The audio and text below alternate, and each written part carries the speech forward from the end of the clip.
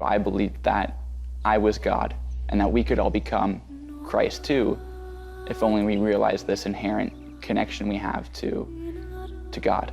At 19 years old, New Age blogger Steve Bancars was a spiritual guru to hundreds of thousands of followers. For Steve, it had spiritual and financial benefits.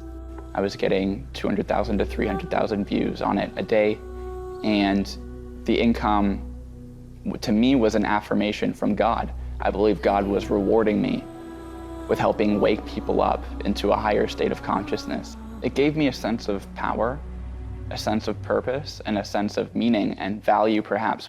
Steve grew up in a Christian home, but as a teenager, developed a fascination for aliens, the paranormal, and psychic phenomenon.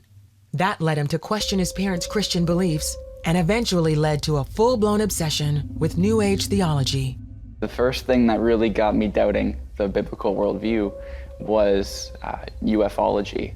All of these UFO sightings, evidence from the ancient world that we might have been visited, and there was enough evidence to make me consider that maybe the universe is filled with intelligent biological life that was perhaps naturally evolved. If you piece together the alleged evidence for reincarnation and the alleged evidence for ancient astronaut theory, you get New Age theology.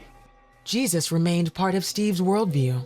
I didn't really reject him, but I didn't accept him for who he truly was. I created an idol out of Jesus to suit my own preferences, to suit myself, and to suit my sin. This Jesus was politically correct. He was a universalist.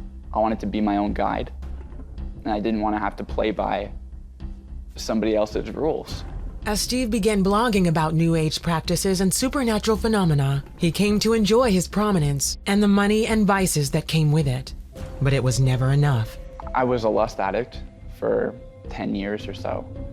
I was a really broken person. I didn't realize how broken that I truly was, but I was depraved. I was miserable. I had depression and anxiety that I was suppressing. I had all of this quote-unquote spiritual knowledge, all of this information, and it wasn't bearing any real fruit in my life. I felt like something was missing. I felt a little bit dead inside. Steve had a disturbing dream. When I opened my eyes, I was hovering 4 feet over my bed and realized that I was out of my body, and I started having a panic attack, and a being appeared in front of me, and this being had red skin with black markings on his face. It just scared me because I realized that I wasn't in control, that this stuff is more powerful than I was, that these forces were real, and that they didn't care for my well-being. They didn't need my permission. I was in their playground. Shaken by the experience, he began investigating the claims of the Bible and Jesus more closely. I would sleep with the Bible under my pillow because I knew there was something there that was authoritative, that was true, and that was secure, and that had power over anything that I was scared of. In his search for answers, Steve was drawn to stories in books and online of people who had encounters with Christ. I would watch another near-death experience where someone would go to hell.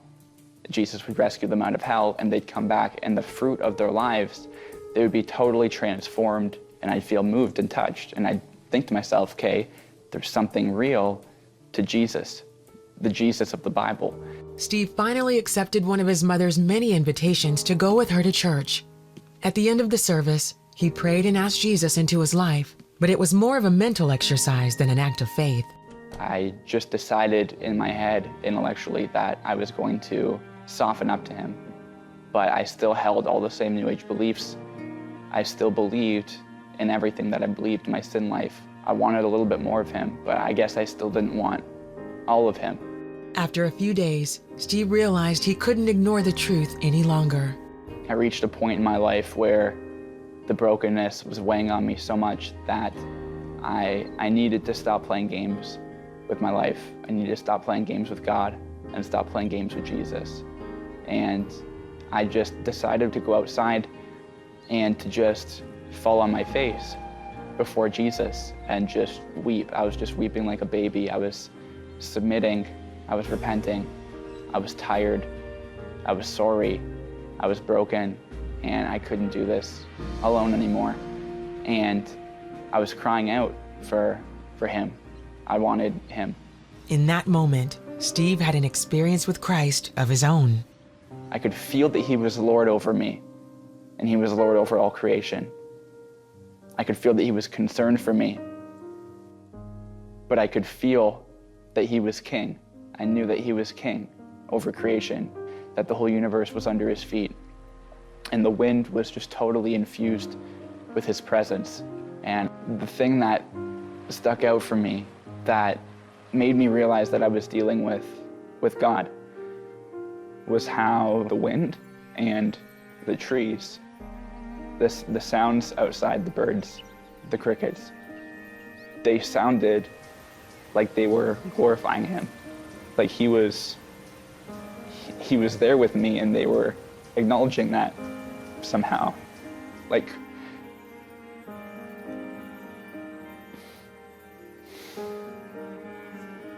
creation recognized him. Steve burned all of his New Age books and made a public statement to his online followers. I told people within a few days of that experience, I'm sorry for misleading all of you astray. This stuff is not of God. They're tools of demons to deceive us and lead us away from Jesus. And Jesus is the Son of God, and he's exactly who he claimed to be.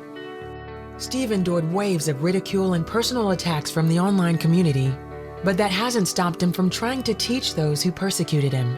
His website, reasonsforjesus.com, provides evidence and sound reasoning that prove the claims of the Bible and the only path to truth, forgiveness, and joy in life come through Jesus Christ. He delivered me from the stronghold of New Ageism and of occult philosophy. I'm the happiest I've ever been in my life. I feel more whole than I've ever been in my life. If there's hope for me, there's hope for anybody. I was the most lost person that I knew, and the Lord drew me to himself and had mercy on me.